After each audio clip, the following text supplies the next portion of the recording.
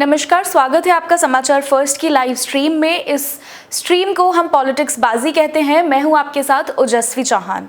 इस कार्यक्रम में हम दिन भर की राजनीतिक घटनाक्रम को डिस्कस करते हैं, उसके बारे में बात करते हैं। तो आज का जो सबसे बड़ा हाईलाइट था, जो आज की एक इम्पॉर्टेंट राजनीतिक अपडेट है प्रदेश की, वो है निर्दलीय विधायकों का विधानसभा आना। जी हाँ, आज विधानसभा स्पीकर कुलदीप सिंह पठानिया द्वारा उन्हें जो है बुलाया गया था कारण बताओ नोटिस के तहत। बेसिकली उन्हें कारण बताना था अपने इस्तीफा देने का। निर्दलीय विधायक जो हैं आज की डेट में हिमाचल प्रदेश के अपना इस्तीफा टेंडर कर चुके हैं, दे चुके हैं विधानसभा स्पीकर को, लेकिन उसे अभी एक्सेप्ट नहीं किया गया है स्पीकर द्वारा। स्पीकर ने आज उन्हें बुलाया था विधानसभा अपना इस्तीफा जो है उसे जस्टिफाई करने के लिए, बेसिकली कारण बताने के लिए। अब कारण बताने के बाद जब ये निर्दलीय विधायक बाहर निकले विधानसभा से, तो इन तीनों ने जो मीडिया बाइट में कहा वो ये कहा कि इन्होंने रिटन में सबमिट कर दिया है जो भी इनका कारण है, जो भी इनका जस्टिफिकेशन है, वो विधानसभा स्पीकर को। उन्होंने आगे कहा कि लेकिन अब ये निर्णय जो है और क्या उनका जो कारण है वो मान्य माना जाएगा या नहीं, ये सवाल उन्होंने प्रेस वालों को स्पीकर कुलदीप सिंह पठानिया से पूछने को कहा है। तो अगली तारीख जो मिली है वो 24 तारीख की मिली है, 24 अप्रैल की। अब हालांकि इस केस में आगे क्या होना है ये देखना बहुत इंटरेस्टिंग होगा, क्योंकि अगर जल्द से जल्द इस पर कोई निर्णय नहीं आता है, 24 तारीख के बाद और तारीखें दी जाती हैं, तो ये एक प्रॉब्लम होगी निर्दलीय विधायकों के लिए, क्योंकि 6 मई को जो है नोटिफिकेशन इशू होना है, नोटिफिकेशन जारी होना है हिमाचल प्रदेश में जो उपचुनाव होने हैं उनके लिए। तो या तो अगर स्पीकर 6 तारीख से पहले उनका इस्तीफा मंजूर कर लेते हैं तो 9 सीटों पर चुनाव होंगे, उपचुनाव। अगर ऐसा नहीं होता है तो ये जो 3 निर्दलीय विधायक हैं इनकी सीटें खाली नहीं मानी जाएंगी, इन पर कोई उपचुनाव नहीं होंगे, केवल 6 उपचुनाव हिमाचल प्रदेश में होंगे। और जो स्थिति है उसके हिसाब से ज्यादा चांसेस इसी बात के लग रहे हैं कि 6 ही सीटों पर उपचुनाव होंगे। स्पीकर इनके इस्तीफे नहीं मंजूर करने वाले हैं। 24 तारीख अभी मिली है, 24 के बाद 6 को तो नोटिफिकेशन जारी ही होना है। 24 के बाद यदि 1 तारीख और या 1-2 तारीख और मांग ली जाती हैं तो आप समझिए निर्दलीय विधायकों के इस्तीफे लटक जाएंगे। इसी विषय में हमसे आगे बात करने के लिए मेरे कुलीग पंकज पंडित जी मुझसे जुड़ रहे हैं, वो अभी शिमला में मौजूद हैं। तो पंकज पंडित जी हमारे साथ फोन लाइन पर मौजूद हैं। तो पंकज जी हमें प्लीज़ बताइए कि ये जो तारीख दी गई है 24 तारीख और इसके बाद 6 तारीख को जो है नोटिफिकेशन जारी होना है, तो आपको क्या लगता है, क्या कहीं ऐसा तो नहीं कि निर्दलीय विधायक जो है वो लटक गए हैं उनके इस्तीफे? देखिए, अब तक जितनी भी आप तारीखें देखें या पूरी की पूरी ये जो पूरी पॉलिटिकल डेवलपमेंट है इसमें देखें तो कहीं ना कहीं निश्चित तौर पे है कि अब प्रदेश में सिर्फ 6 विधानसभा में ही चुनाव होगा, ये लगभग तय है। क्योंकि 24 तारीख को जवाब मांगा गया है, उसके बाद उस जवाब पे अगली बात आएगी, फिर उसके बाद बहस होगी, तो ये बड़ा लंबा जाएगा और संभावना पूरी है कि ये उपचुनाव आगे टल गया है। और ये जो निर्दलीय विधायक हैं जिन्होंने अपनी मर्जी से इस्तीफा दिया था, अब वो पूरी तरह से वो स्पीकर की मर्जी पे टिक गए। अब जब स्पीकर साहब की मर्जी होगी, जब उन पे तथ्य पूरे हो जाएंगे, उसके बाद इस्तीफा मंजूर करेंगे। इसमें समय लगेगा कह नहीं सकते, लेकिन इतना जरूर तय है कि इनके चुनाव इस चुनाव के साथ नहीं होने वाले। जी, कहीं ऐसा तो नहीं कि ये अपने पैरों पर कुल्हाड़ी मारने वाला काम इन निर्दलीय विधायकों ने यहाँ पर किया है?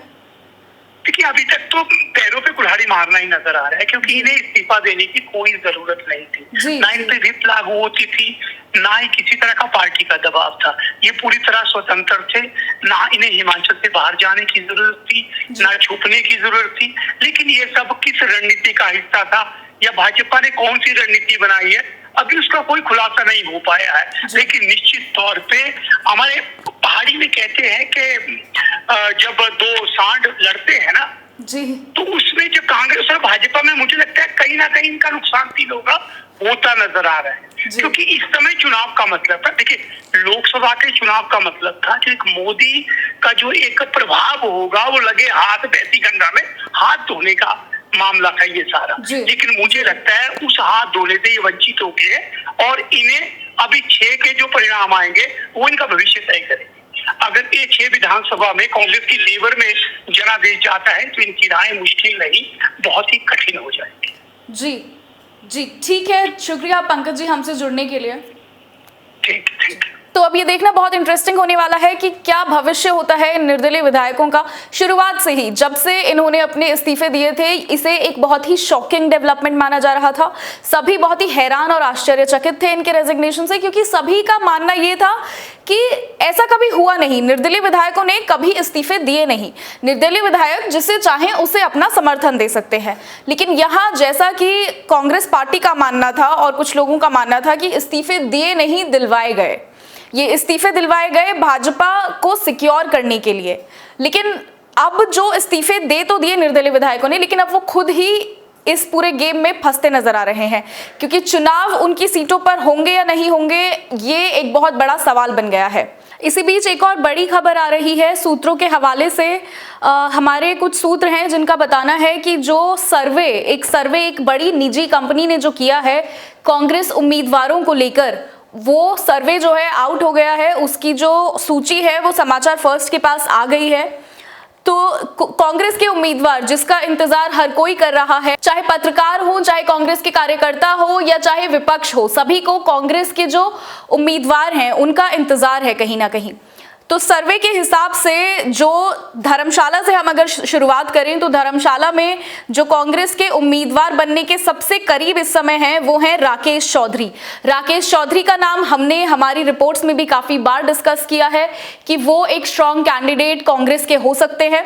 इसके अलावा अगर हम बात करें गगरेट की, तो गगरेट से राकेश कालिया जी का नाम जो है वो आगे चल रहा है। हो सकता है, सूत्रों के हवाले से जो खबर मिल रही है, राकेश कालिया जी जो हैं वो संपर्क में हैं कांग्रेस पार्टी के। इसके अलावा अगर एक और हम भाजपा के बागी जो नेता हैं उनकी बात करें तो वो है मार्कंडे जी। मार्कंडे जी जिन्होंने खुलेआम मोर्चा खोल दिया था भाजपा के खिलाफ, एक तरह से रवि ठाकुर के खिलाफ। उन्होंने जिस दिन रवि ठाकुर का टिकट कंफर्म हुआ था उस दिन उन्होंने एक जनसभा की थी जिसमें उन्होंने खुले तौर पर अपनी निराशा जताई थी भारतीय जनता पार्टी के साथ उनका टिकट कटने पर। और उन्होंने ये भी साफ तौर पर उस दिन कहा था कि वो चुनाव जरूर लड़ेंगे, भले ही वो निर्दलीय चुनाव लड़ें। तो ऐसा लग रहा है सर्वे के और सूत्रों के हवाले से कि वो कांग्रेस पार्टी के चिन्ह पर चुनाव लड़ सकते हैं। इसके अलावा अगर हम बात करें एक और इंपॉर्टेंट सीट की तो वो है सुजानपुर, जहां से राजेंद्र राणा को भाजपा ने टिकट दिया है, जो कि पहले कांग्रेस से ही विधायक थे। वहां से नाम जो चल रहा है वो चल रहा है कैप्टन रंजीत सिंह का। कैप्टन रंजीत सिंह को एक डार्क हॉर्स माना जा रहा है। ऐसा माना जा रहा है कि हालांकि उनकी चर्चा इतनी ज्यादा नहीं कर रही है मीडिया, लेकिन क्योंकि पिछली अगर उनकी हम हिस्ट्री देखें तो मात्र 399 वोटों से सिर्फ वो हारे थे 2022 का चुनाव। और इससे पहले भी काफी स्ट्रॉन्ग कंपटीशन, काफी स्ट्रॉन्ग फाइट वो सुजानपुर में देते आए हैं। इनके बारे में एक और खास बात ये भी है कि इनको धूमल फैमिली के क्लोज माना जा रहा है। अगर हम बात करें कुटलेहड़ की, तो कुटलेहड़ का तो नाम हम सभी को पता है, साफ माना जा रहा है। विवेक शर्मा विक्कू जो नाम की सुखविंदर सिंह सुक्खू जो मुख्यमंत्री हैं, उन्होंने स्टेज के माध्यम से साफ कर दिया था कि उनके चुनाव लड़ने की संभावना है। तो कुटलेहड़ का नाम तो साफ माना जा रहा है। अगर हम छठी जगह की बात करें जो कि है बड़सर, तो बड़सर से अभी कोई एक नाम हालांकि साफ नहीं है सर्वे के हिसाब से। सर्वे के मुताबिक वहां से किसी राजपूत प्रत्याशी को ही टिकट मिलनी है, ये तय है। लेकिन इसमें दो नाम अभी चल रहे हैं, रूबल ठाकुर और सुभाष डडवालिया।